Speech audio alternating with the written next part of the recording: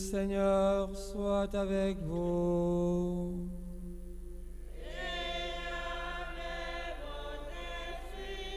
Bonne nouvelle de Jésus-Christ selon saint Matthieu.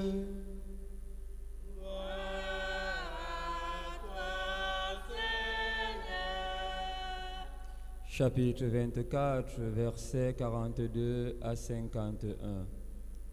En ce temps-là, Jésus disait à ses disciples, « Veillez, car vous ne savez pas quel jour votre Seigneur vient. Comprenez-le bien. Si le maître de maison avait su à quelle heure de la nuit le voleur viendrait, il aurait veillé et n'aurait pas laissé percer le mur de sa maison. Tenez-vous donc prêts, vous aussi. C'est à l'heure où vous n'y penserez pas que le Fils de l'homme viendra. Que dire du serviteur fidèle et sensé, à qui le maître a confié la charge des gens de sa maison pour leur donner la nourriture en temps voulu? Heureux ce serviteur que son maître, en arrivant, trouvera en train d'agir ainsi. Amen, je vous le déclare. Il établira sur tous ses biens.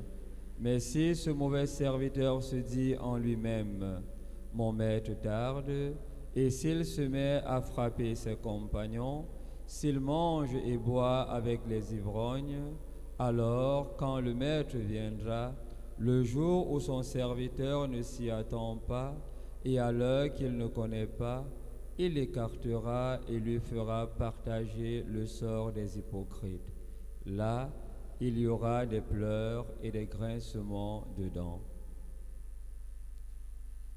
Acclamons la parole de Dieu.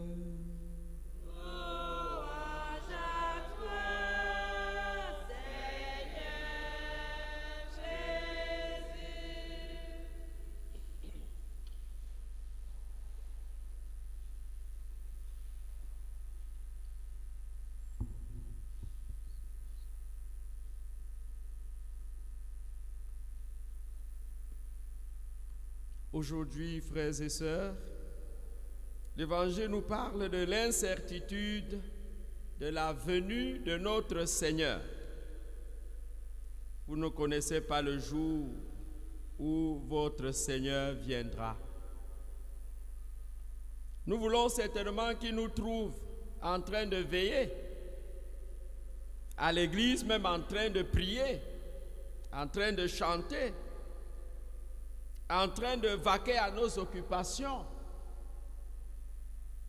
Alors nous ne pouvons pas donc nous distraire en attendant le retour, la venue de notre Seigneur.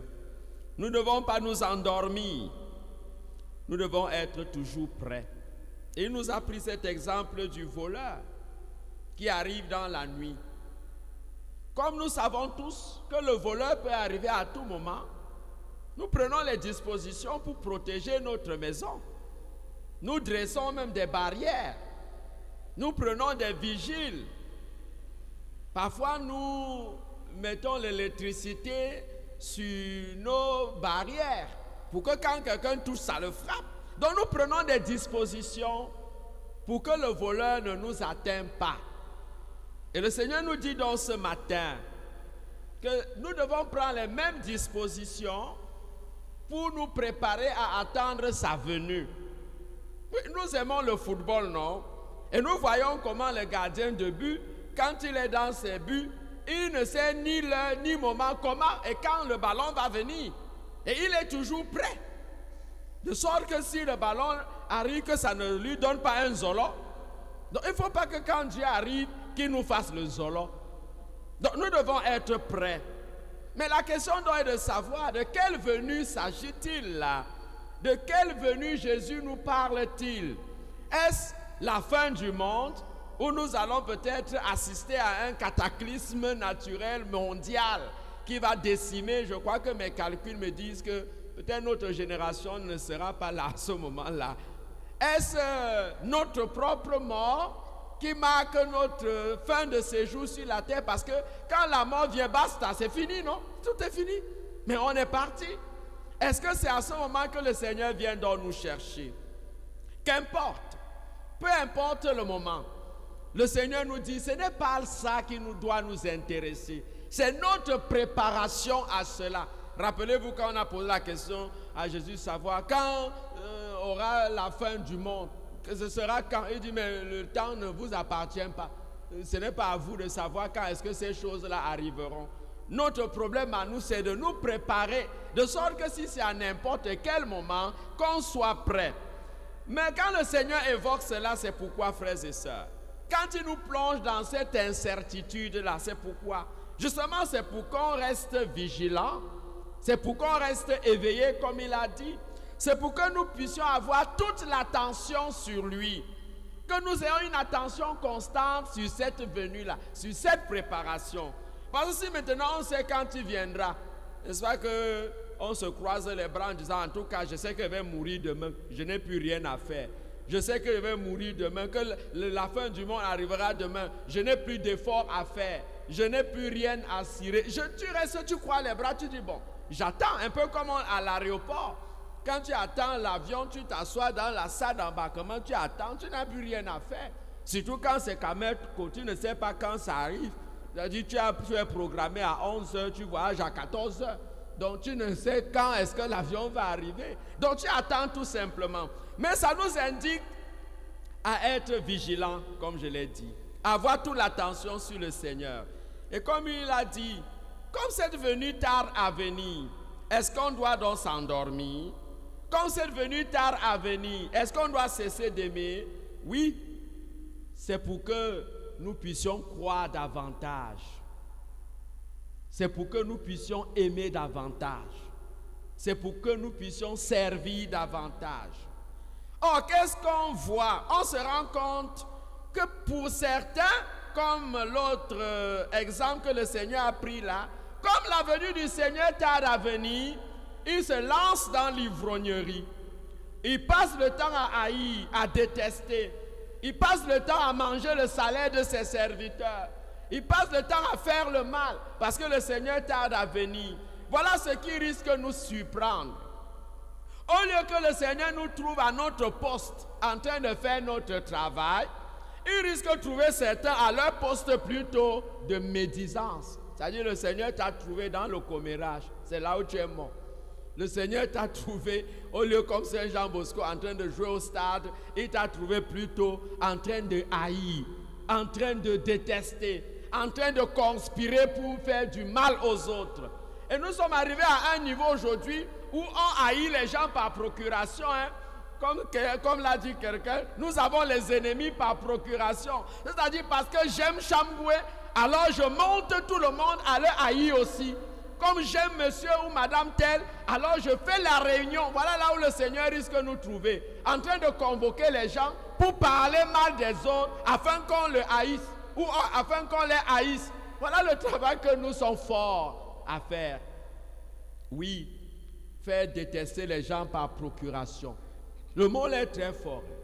Avoir les ennemis par procuration. Ça dit que je donne la procuration à tel de détester tel autre. Voilà ce que nous sommes faits. Le Seigneur nous dit non, soyez prêts. Car c'est à l'heure où vous ne vous attendez pas que le Seigneur arrivera. Et comment donc préparer cette venue du Seigneur, frères et sœurs? C'est chaque jour. C'est à chaque instant de notre vie. Et comme lui-même, il nous l'a dit dans la première lecture, nous devons savoir réconforter les autres. Dans cette lettre aux Thessaloniciens que nous avons écoutée, nous sommes réconfortés grâce à vous. Au milieu de toutes nos difficultés et de notre détresse, nous sommes réconfortés à cause de votre foi.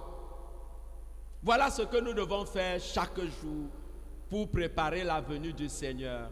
Réconforter les autres dans leurs difficultés. Réconforter les autres quand ils sont dans les problèmes. Oui, c'est à travers des personnes qui nous entourent.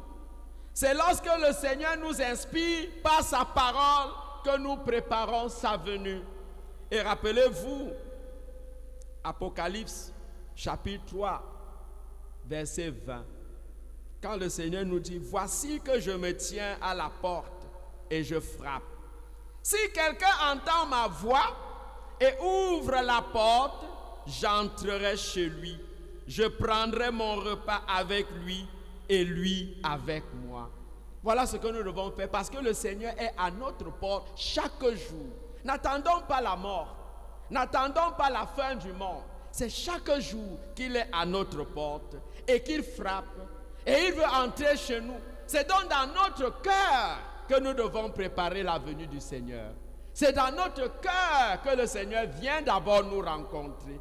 Et il dit, je frappe, je suis là. N'attends pas la fin du monde. Et alors, nous sommes engagés à l'action. Comme l'a dit la finale de l'évangile, ce n'est pas parce que nous attendons la venue du Seigneur que nous devons nous croiser les bras. Non. Heureux le serviteur que le Seigneur trouvera en train de travailler. Heureux le serviteur que le Seigneur trouvera en train de travailler. Ce n'est pas parce qu'on attend la venue du Seigneur qu'on croise les bras, on ne fait plus rien. Non, nous devons travailler. Et comment est-ce que nous devons travailler? En veillant à ce que les autres aient un peu quelque chose pour vivre.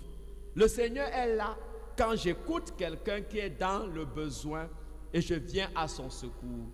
Le Seigneur est là quand je remarque que l'autre a problème de santé et je peux venir à son secours. Le Seigneur est là quand je paye le salaire de mes employés. Voilà pourquoi il nous a dit de veiller, de leur donner la nourriture en temps voulu.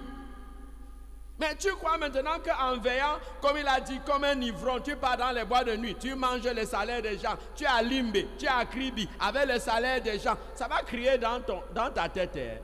Ça va crier chez toi un jour. Hein? Tu détournes pour faire envoyer tes enfants en Europe. Tu fais souffrir les Camerounais. Ils n'ont pas de route, ils n'ont pas d'hôpitaux. Vous allez vous soigner en Europe. En bon, hein?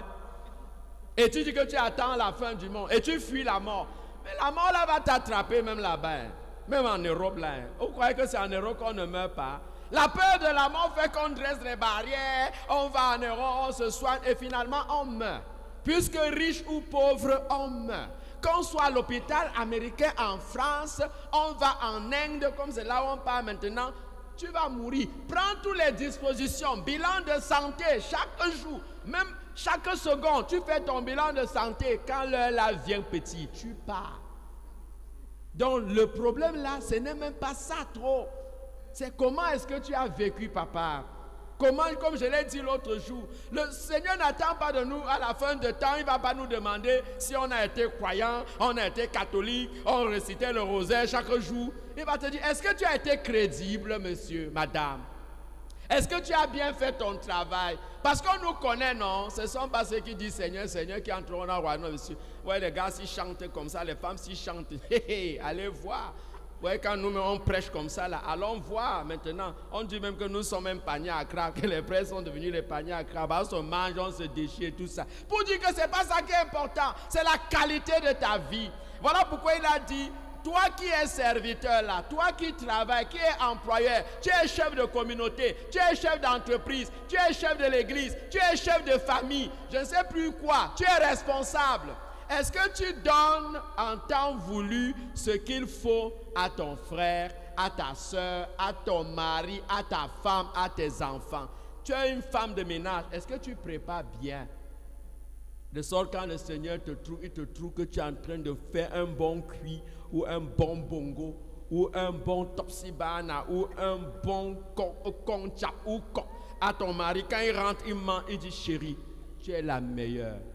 Et je crois que quand le Seigneur va aussi arriver au ciel, quand il va se présenter toi-même, le Seigneur va aussi te dire, madame telle, tu es la meilleure. Parce que ton mari te félicitait. Toi, un enfant, tu es là, tu ne fréquentes pas. On te donne l'argent, la pension, tu pars manger, tu bois, tu cherches les filles. Vous vous retrouvez dans les chambres pour bagarrer pour un garçon. Aujourd'hui, c'est BG. Vous mourrez. Alors, tu tues un enfant. Toi-même, tu meurs parce que tu as tué ta soeur. À cause de ce qu'il a pris ta copine, il a pris ton copain. Et quand tu vas te présenter au Seigneur, tu vas lui dire que quoi?